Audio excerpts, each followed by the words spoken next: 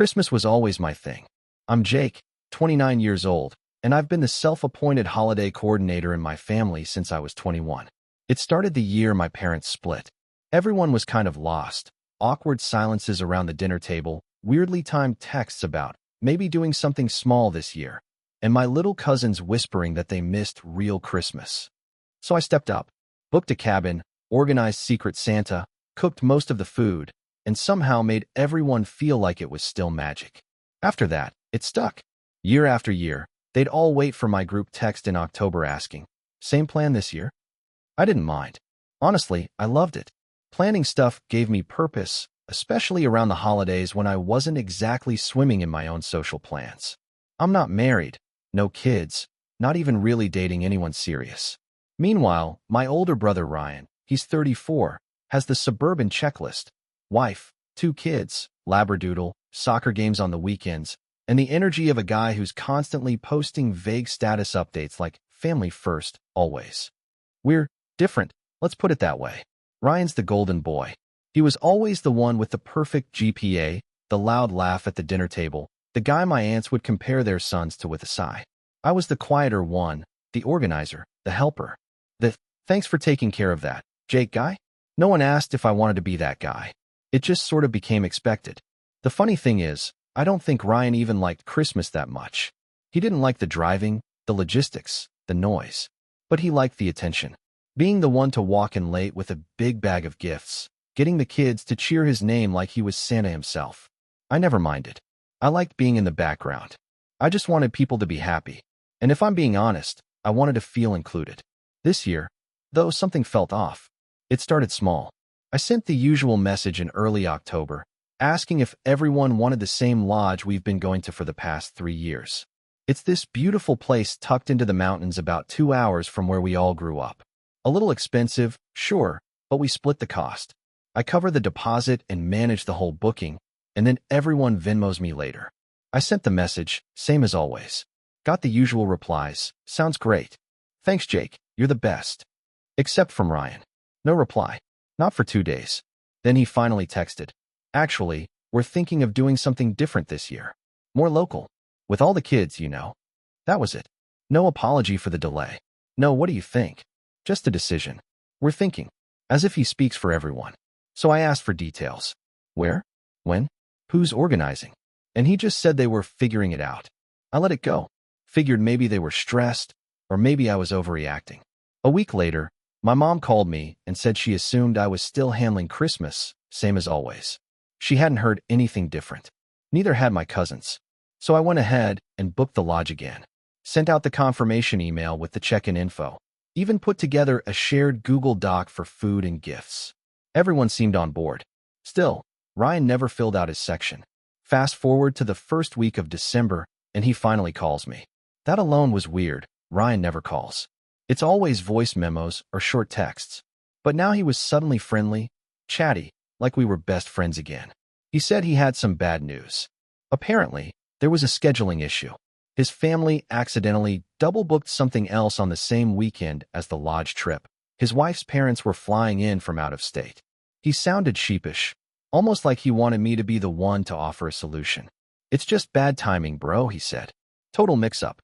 But hey, what if we pushed Christmas back a week? Or maybe did something closer to home?" I was quiet for a second. "Everyone's already planned around the original date, Ryan. Flights are booked. Deposits are in. It's not that simple." He sighed like I was being difficult. "Well, we're still figuring it out," he said. "Just wanted to give you a heads up." Then he changed the subject and started talking about how his daughter was in the school play and totally killed it. Like we hadn't just nuked 3 months of planning. Something in me started to crack a little. I spent hours planning these things, not just for fun, but because I thought it mattered, that it brought people together. But more and more, I was starting to feel like I was the only one who actually cared. Especially when, 2 days later, my aunt forwarded me a message from Ryan. A group text I wasn't in. The new plan. A completely different lodge, closer to Ryan's house. A smaller one. Not enough space for everyone, but enough for family. The message was filled with cheery emojis, like this was all normal. Like I wouldn't notice. I didn't say anything. Not yet. I kept organizing the original event, kept sending updates, kept smiling in the family group chat. But inside, I was starting to feel something I hadn't felt in years. Not just hurt, humiliated. Like I was the guy still planning a party everyone secretly bailed on. Then came the real kicker. December 21st. I texted Ryan just to confirm their ETA. I figured maybe he changed his mind. Maybe they were coming after all. He replied with a single line. Didn't Mom tell you? We moved Christmas this year. You're going to the wrong place, bro. No emoji. No smiley face. Just that. I stared at my screen for a while. Called my mom, who said she hadn't heard anything like that. Called my cousin Rachel, same story. Everyone thought we were all still going to the same lodge. Except apparently, we weren't. Ryan had peeled off and taken half the family with him. And he hadn't even told me. I should have just canceled the whole thing right then. But instead, I packed my car, bought extra snacks, printed out the check-in confirmation, and started the 5-hour drive through snow and ice toward the mountains. Because if there was still a chance people were coming, I didn't want to be the one who bailed. I got there just past midnight. Pulled into the lot. The snow was coming down in thick sheets, tires crunching under the powder. The lights were on inside, but the parking lot was empty. That should have been the sign. But I still held on to a sliver of hope. Maybe people were arriving in the morning. Maybe I was early.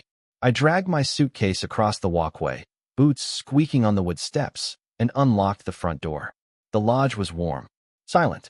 I walked through the living room, past the long dining table I had reserved for 20 people. The tree was up, decorated like always. Stockings hung over the stone fireplace. It was beautiful and empty. My phone buzzed. A text from Rachel. Hey, are you already there?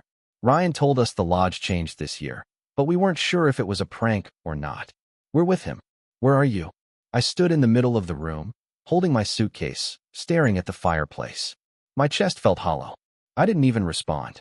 I just hit call and dialed Ryan. He picked up on the third ring, laughing. In the background, I could hear music, voices, people. Dude, he said mid-laugh. You actually went? Man, I told you, we moved it this year. Why? I asked quietly. He snorted. There's a girl who likes me, he said. And she's really into you. I didn't want you showing up and making it weird. So yeah, I lied. Sorry, man. I said nothing. Not at first. Just listened to the sound of my own breathing while the laughter continued on his end like I wasn't even there. Then something in me finally clicked. A flicker of something cold and sharp in the middle of all that hurt. I opened my email, found the confirmation, scrolled to the bottom where the cancellation policy sat like a dare. Full refund if canceled 24 hours in advance. The lodge, the catering, the staff, all booked under my name. And their real Christmas party? It was starting in 30 minutes. I stood there in the silence. The call still open, but my brother had already hung up. No goodbye, no apology. Just a click, like I was a telemarketer he got bored of. The fire crackled in the background of the lodge, probably set earlier by staff for that cozy, welcome home feeling. The feeling I'd paid for. The feeling they were giving to them. My breath fogged in the cold air near the door as I tried to make sense of what just happened. It wasn't just the lie. It was the ease of it. The casual way Ryan weaponized something I had poured hours of my life into. Like it was a joke. Like I was a joke. I walked to the dining table, set my phone down, and just stared at the place settings. 20 of them. I had written each person's name on a little pine-scented place card. I even remembered to spell Madison with 2 Ds this year. The centerpieces were handmade, small evergreen bundles with cinnamon sticks and dried oranges, tied with red twine. I remembered watching YouTube tutorials for those a week ago while sipping cocoa like some kind of Hallmark character. I sat down slowly at the head of the table, the silence so heavy it felt like a second coat. And for the first time in years, I didn't feel useful. I didn't feel appreciated. I felt played. The worst part? I kept trying to give Ryan the benefit of the doubt. Maybe he didn't mean to hurt me. Maybe this girl he mentioned was someone he really liked. Maybe he thought it would be funny. But no. That phone call, that laugh, it was intentional. He knew it would crush me, and he did it anyway. Around 1:30 a.m., I got another text. This time from my mom. Just got to the new lodge. It's cute, but smaller than I expected. Where are you? Ryan said you were stopping by later. Stopping by. As if I was some casual guest. As if I hadn't organized every Christmas since I was 21. I wanted to scream. Instead, I typed a response that just said, never mind. I'll talk to you later. I didn't have the energy for anything else. The next morning, I woke up in the empty lodge to the smell of cinnamon and pine and nothing else. The staff had arrived, 2 people, a young couple, asking about setup. I told them plans had changed and not to worry. I'd handle it. They looked surprised but nodded politely. After they left, I canceled the rest of the catering. No fee. Full refund. Same with the cleaning service. Same with the second night of the lodge. It was all mine, after all. Every piece of it. Then I started checking social media. Not because I wanted to torture myself, but because I wanted proof, something concrete to slap over this gut feeling that I was being lied to, excluded, pushed out. My cousin Maddie posted an Instagram story. A group selfie by a fireplace. Not this fireplace. A different one. More rustic. Smaller. My Aunt Susan was in the background, wearing the elf sweater I got her last year. The caption said, "Christmas with the whole fam." Whole fam. Not a mention of me. Not even a wish Jake could make it, or missing someone special. Just the whole fam. It hit harder than I expected. Around noon, I got a call from my cousin Rachel. I picked up, even though my stomach flipped just seeing her name. She was one of the few people I actually considered a friend in that mess of a family. "Jake," she said, a little breathless. "Where are you? Ryan said you were coming later, but no one's seen you." "I'm at the lodge," I said flatly. "The actual lodge. The one I booked. The one I've booked for the last 3 years." Silence. "Oh my God," she said. "Wait, what?" "I never changed the plans. No one told me there were new plans. Not until Ryan texted me the night before. You guys just left." She was quiet for a moment. Then she said, "Jake, I swear I thought you changed it." "That's what Ryan said. He said you wanted something smaller and that we should talk to you about the new location." I almost laughed. "Did you?" "No. I just figured you were too busy or something." "Right." Another pause. "I'm so sorry," she said, her voice smaller now. "I thought. He made it sound like you were in charge still, just not coming to this one." Of course he did. Ryan didn't remove me. He replaced me. Quietly. He made sure the credit still went to me, so he could enjoy the structure and organization without dealing with me. Like I was a template he could copy and paste. Rachel asked if I was okay, and I lied. I told her I was fine. I just needed rest. She said she'd try to come by later, and I didn't hold my breath. By the evening, more posts started showing up. Facebook, Instagram, even a short video of Ryan's kids doing a little skit by the fire. The same skit I'd written into the plan on the Google Doc no one had filled out. The decorations were eerily familiar, down to the napkin holders I'd found on sale last month and sent to the group chat as a "look how cute these are" moment. They had used everything I designed. Except me. That night, I sat on the porch of the empty lodge, wrapped in a blanket, watching the snow come down in soft sheets. My breath fogged as I scrolled through my email again, staring at the confirmation, the refund policy, the receipt. Everything in my name. Everything they were now enjoying because I had planned it first. I don't remember falling asleep. I just remember waking up cold, disoriented, my phone buzzing in my lap. It was a group text. "Ryan. Hey everyone, quick heads up. We're doing Christmas dinner in the main room at 6. Rachel, can you help Mom with the turkey? And Jake, if you're still planning to stop by, just try not to make it weird. Not the time for drama, LOL." That LOL was what broke me. That passive little smirk at the end of a betrayal. Like he knew I wouldn't do anything. Like he counted on me being too polite, too conflict avoidant, too desperate for harmony to ever actually push back. Something dark and quiet settled in me. It wasn't rage. It wasn't sadness. It was this numb, calm clarity. The kind of clarity that comes when you realize someone isn't just inconsiderate, they're calculating. They know how far they can go before you break, and they stay just inside that line. And I wasn't going to live on that line anymore. I opened my laptop, logged into the lodge account, looked over the contracts. Technically, the lodge they were in wasn't even under Ryan's name. He had called the owner a week after I booked the original lodge and reserved another property owned by the same company, a smaller lodge nearby, usually used for ski instructors or overflow guests. It wasn't meant for large parties. The owner had assumed Ryan was calling on my behalf. Ryan had used my name to secure it. That explained the email I found the day before. A copy of the contract, CC'd to me, with a note.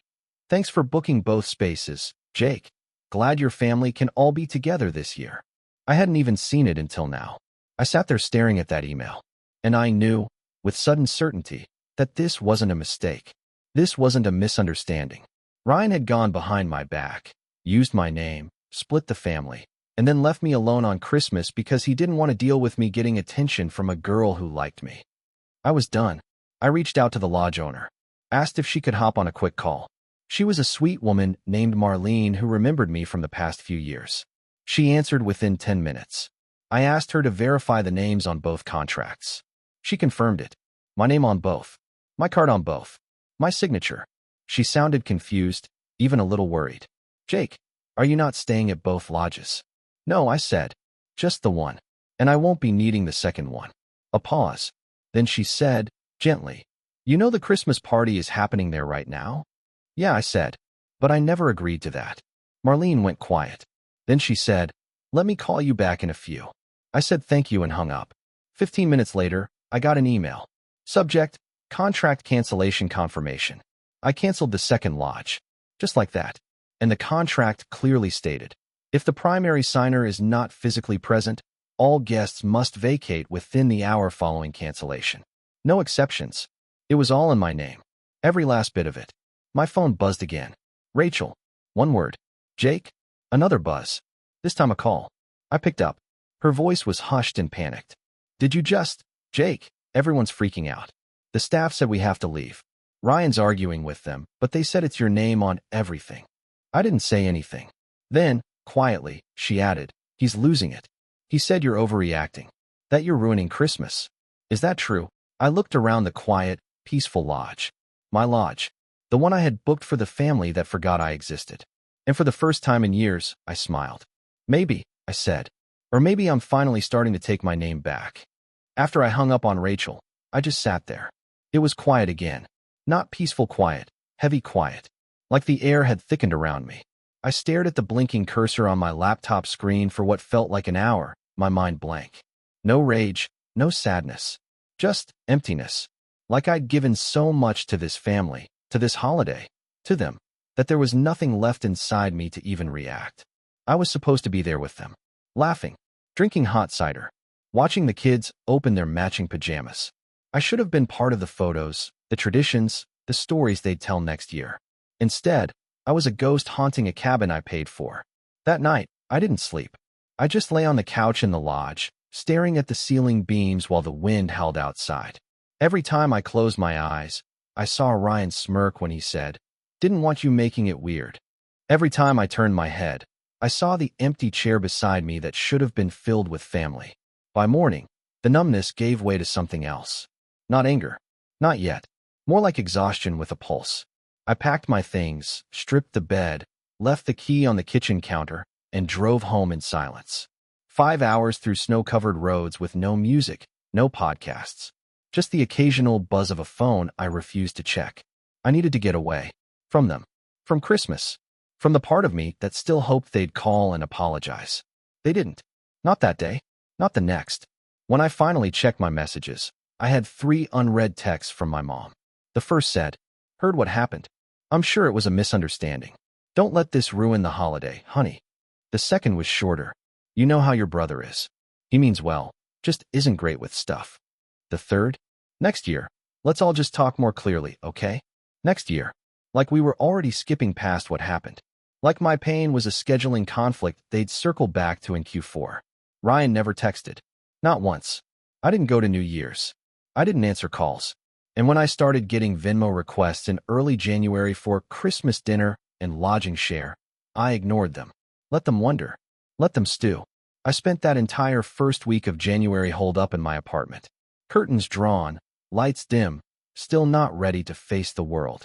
I called in sick to work and told my boss I had the flu, but really I was just drifting. I felt like a deflated version of myself. I didn't want to see people. I didn't want to cook. I didn't want to plan. And that was the scariest part. Because planning was always my thing. Even when life sucked, planning gave me control. It made me feel needed. Useful.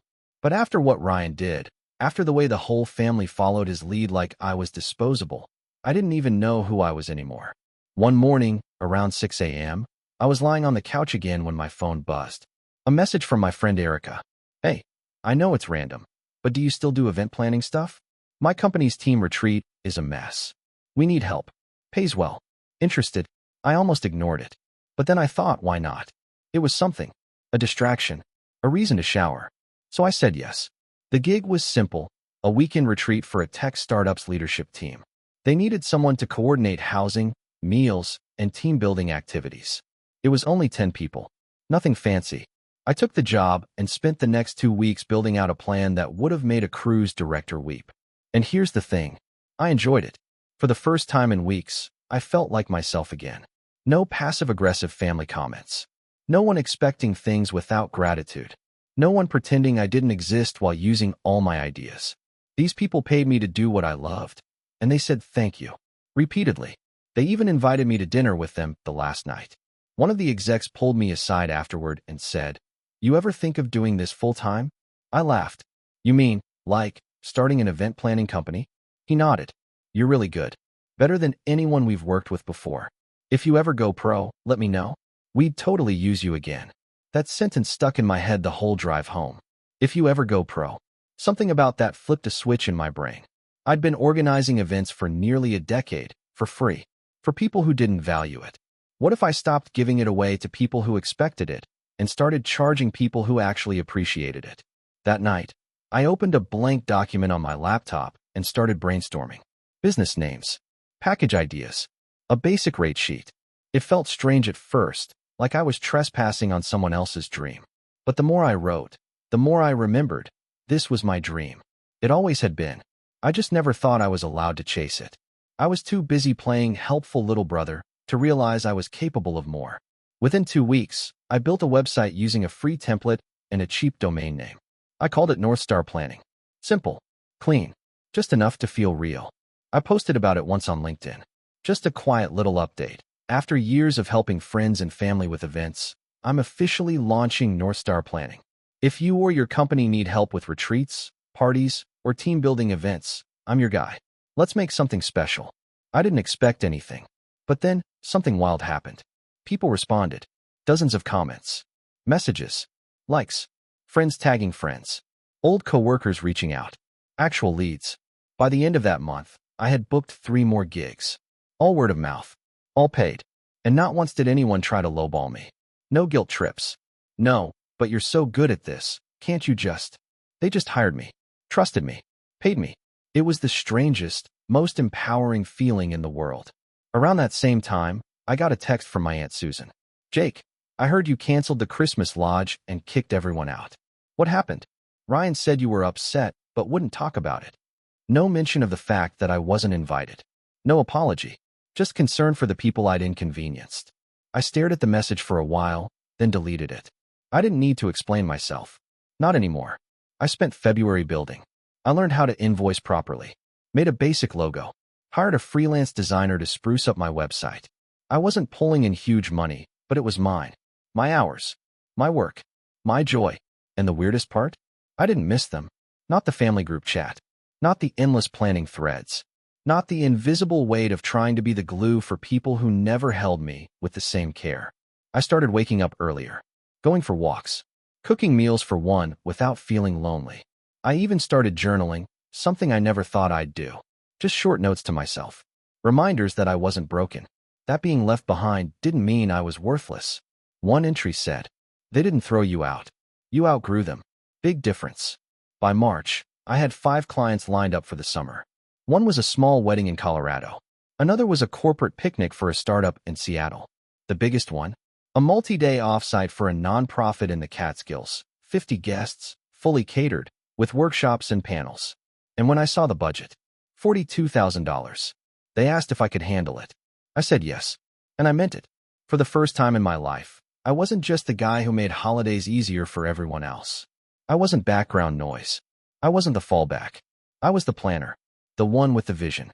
The one with the contracts in my name. And yet, in the back of my mind, something still simmered. Not anger, exactly. More like a sense of unfinished business. Because while I was out here rebuilding my life from the ashes of Ryan's betrayal, they were still pretending nothing happened. Still posting photos.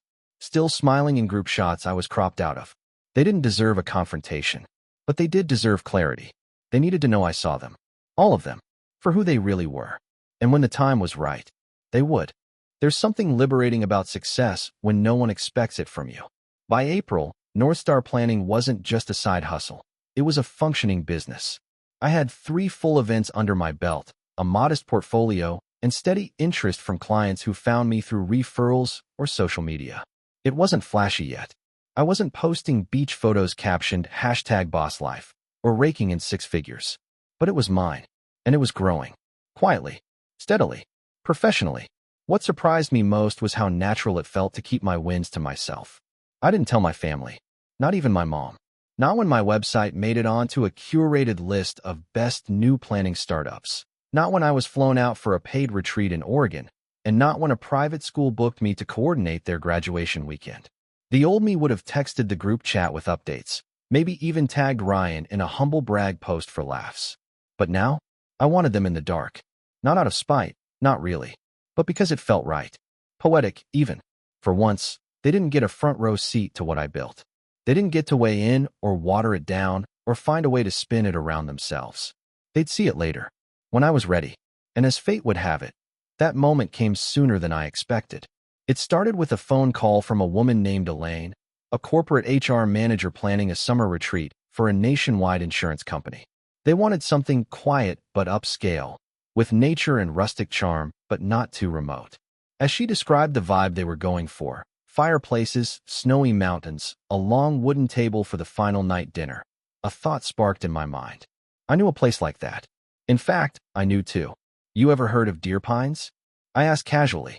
It's a lodge property in the mountains, couple hours from the city. 2 locations, actually. One's bigger, usually used for large gatherings, and the other's more intimate. Elaine was intrigued. She asked for photos, so I sent over some from past Christmases.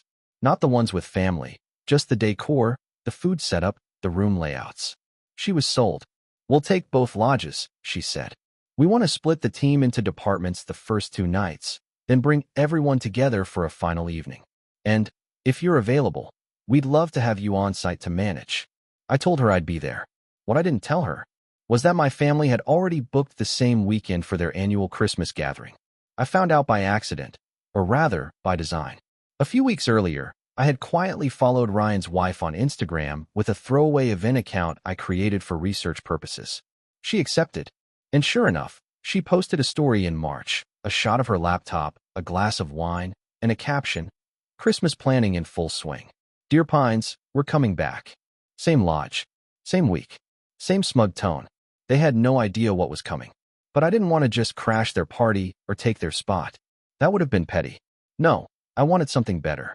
I wanted to do what Ryan did to me, but cleaner, sharper, legal. I pulled out the old contracts. Both properties were managed by the same owner, Marlene, the same woman who helped me sort through the Christmas disaster last year. She and I had stayed in touch. After the fiasco, I had called her back and thanked her for her help. We ended up chatting about small business struggles, seasonal burnout, and the weird politics of family drama. She was kind, professional, and most importantly, she remembered everything. When I called her again in May, I explained the new event. Corporate retreat. 50 guests. Full buyout. Top-tier package. She was thrilled. "You want the same weekend as last year?" "That's right," I said. "December 20th to 23rd. Both lodges." She paused. "You know, I think someone else already asked about those dates." "Orion, same last name as yours, actually." I kept my voice neutral. "Yeah, he's my brother. He's planning something similar. I think he assumed I wasn't involved this year." "Ah," she said, the word heavy with meaning. "Well, nothing's finalized. He only submitted a soft hold. No deposit yet." "Perfect. Let's lock it in under North Star," I said. "Full payment up front. No room for confusion this year." She laughed, light and warm. "You got it." Within 24 hours, both properties were booked. Mine, confirmed, paid in full. A week later, Ryan texted me for the first time since December. "Ryan, hey man, weird question. Did you book Deer Pines this year?" "Me? Yeah." "Ryan, you mean the big lodge? Like both spots?" "Me? Yep." "Ryan, why?" "Me. Got hired for a retreat. Corporate client." "Ryan, so we can't use it?" "Me. You'd have to ask the company." "Ryan, dude. Seriously." I didn't reply. He didn't follow up. I pictured him pacing in his kitchen, muttering to his wife about Jake pulling a power move. Probably painting me as jealous, bitter, petty. But I didn't care. Let them talk. Let them scramble. I wasn't taking Christmas away from them. I was doing business. Booking space. Closing deals. What they did last year was betrayal. What I was doing now. It was just good timing. I thought it would end there. But then Rachel reached out. She had been distant since the fallout, but I never blocked her. I respected her silence, even if it stung. When her message popped up in mid-June, I almost didn't open it. Rachel, hey, I heard about the Deer Pines booking. Can I call? We spoke that night. Her voice was cautious, but not angry. You really booked it? She asked. Both. Yeah, got a corporate client flying people in. It's a big deal. She sighed. You know Ryan's flipping out, right? I shrugged, even though she couldn't see me. He booked behind my back last year. Lied about it. Kicked me out of my own event. He'll survive. I'm not saying you're wrong, she said quickly. I'm just saying they're planning to go somewhere. And I know him. He'll try to make it look like you're the villain. I stayed quiet. Then she said, what if we gave them a reason to believe it? That made me pause. What do you mean? I mean, what if we let Ryan assume you're out for revenge, while doing something completely different? I sat up, intrigued. She continued, you booked the lodges for your event, right? But what if, right before Christmas, you send a public update? Something subtle. A press release. A client testimonial. A post. Let the family see that the place they thought was for them is actually a milestone in your business. A success story. Let them realize they were never the center of your world and never will be again. The idea sank in slowly. Elegant. Powerful. Public, but not confrontational. It wasn't about humiliating Ryan. It was about removing myself from his narrative completely. No more begging for space at the table. Build your own. We ended the call with a loose plan. I'd proceed with the event like normal. She'd quietly feed updates to family members who still assumed I was taking it personal. And in December, I'd post something public. Clean. Professional. Final. The summer passed in a blur of bookings and back-to-back weekends. I hired a part-time assistant. Got an accountant. Even ordered business cards. North Star planning was no longer an idea. It was real. And I never once told my family. Until Thanksgiving. That's when I got the message. Mom. Hey, sweetheart, just a heads up, we're doing a small dinner this year. Ryan's family is going to Aspen, so it'll just be a few of us. No pressure to come if you're busy with your planning thing. Your planning thing. I didn't reply. Instead, I drafted a post. One that would go live December 20th. The same night Ryan and his Aspen crew would be settling into some last-minute Airbnb, wondering what went wrong. The post was simple. Just a photo of the lodge, lit up in the snow. Tables set. Clients laughing. A caption that read, when they said go big or go home, we chose both. 2 lodges. 1 vision. 50 guests. Endless memories. Thank you to, client name, for trusting North Star Planning with your end-of-year retreat. Can't wait to see what we build next. I scheduled it. Closed my laptop. And for the first time in a full year, I exhaled. December 20th arrived quietly. No dramatic countdown.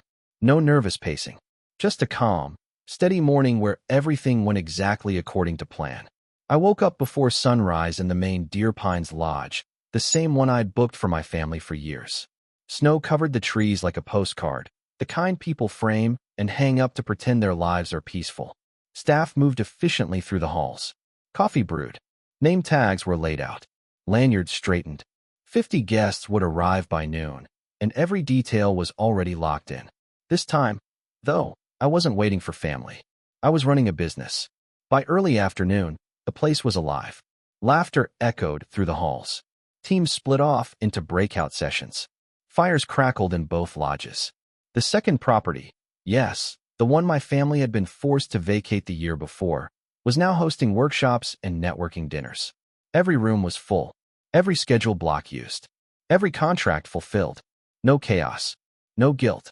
No last-minute texts asking me to fix something real quick. Just respect. At 6:14 p.m., right as the final dinner was being plated and guests were taking their seats, my phone buzzed. Ryan. I didn't answer. A minute later, another call. Then a text. Did you seriously take Deer Pines from us? I glanced at the long dining table filled with executives raising glasses, smiling, complimenting the decor I designed. I slid my phone face down and walked to the head of the room. Welcome, everyone, I said. Tonight's about reflecting on what you've built and where you're going next. Applause followed. I didn't check my phone again until nearly midnight. By then, my scheduled post had gone live. The response was immediate. Likes, shares, comments from clients and colleagues, messages asking about availability for next year. Even the lodge's official page reshared it, tagging North Star Planning and calling the event one of the smoothest retreats we've ever hosted. And then, the family group chat exploded. Aunt Susan posted a screenshot of my post with one word. Wow. Mom followed with, Jake, is this why Deer Pines wasn't available? Rachel reacted with a single heart emoji. Ryan didn't say anything at first. Then, finally, so you really did all this just to prove a point? That message sat there for a while before I responded. No, I typed. I did it because I'm good at what I do. And because I stopped working for free. The typing bubble appeared, disappeared, appeared again. Everyone thinks you sabotaged Christmas. I replied calmly. I didn't sabotage anything. I booked a venue for a paying client. You assumed you could use my name again. That's on you. That's when my mom called. I almost didn't answer. But I did. Her voice was tight, confused. Jake, honey, why didn't you tell us about all this? I leaned back in my chair, listening to the low hum of conversation from the lodge behind me. Because last time I told you things, I was told not to make it weird, I said. Because I spent years organizing your holidays while being treated like background help. And when I was finally pushed out, no one checked if I was okay. You all just moved on. She was quiet. I didn't know it was that bad, she said softly. I know, I replied. That's the problem. The fallout came in waves over the next few days. Ryan's wife posted a passive message about family drama ruining traditions. People asked questions. She deleted it. My aunt called to apologize, for real this time. Said she never realized how much I handled behind the scenes. Said she assumed I enjoyed it. Rachel sent me a long message that just said, I'm proud of you. Ryan didn't apologize, but he did stop pretending. A week later, he sent one final text. Guess you don't need us anymore. I stared at it for a while, then replied, I never did. I just thought I did. After that, silence. And honestly, it was peaceful. North Star Planning ended the year with 8 major clients and a wait list for the next spring. I hired another assistant, signed a lease on a small office, started saying no to work that didn't respect my time. I didn't go back to hosting Christmas. Instead, I spent it hiking with friends, eating dinner I didn't cook, laughing without worrying if everyone else was comfortable. No one needed me to hold the holiday together. And for the first time, neither did I. Here's what I learned. Some families don't want a hero. They want a helper they can ignore. And the moment you stop playing that role, they call it betrayal. But choosing yourself isn't revenge. It's graduation. And this year, for the first time, I finally walked out of the lodge without looking back.